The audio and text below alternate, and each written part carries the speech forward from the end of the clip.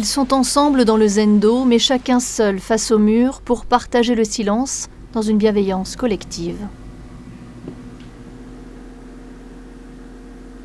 1 heure de silence le matin avant d'aller travailler, le soir pour finir la journée.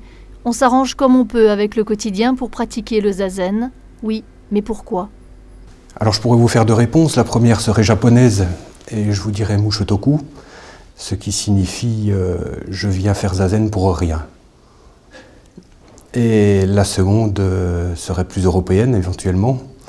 Et je vous dirais à ce moment-là que venir faire zazen le matin serait quelque chose qui m'apporte un bien-être quotidien et qui perdure tout au long de la journée, non seulement donc pour moi, mais pour toutes les personnes que je vais côtoyer et qui vont me fréquenter dans cette journée.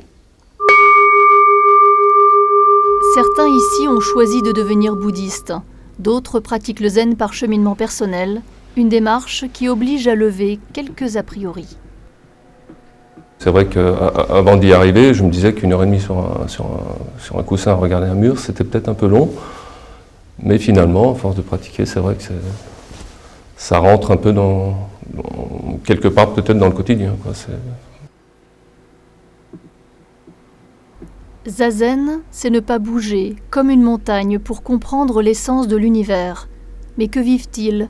Que ressentent-ils dans cette posture ? Colonne bien droite, respiration ventrale pour libérer le mental. Lorsque les pensées arrivent, on les laisse arriver, on les observe simplement, mais contrairement à la vie quotidienne, on ne va pas utiliser ces pensées pour diriger notre vie.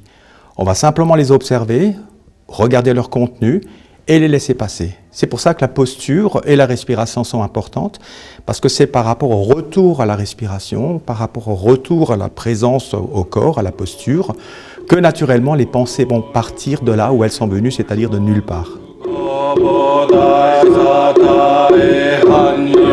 Les séances collectives de zazen se terminent parfois par une cérémonie bouddhiste facultative.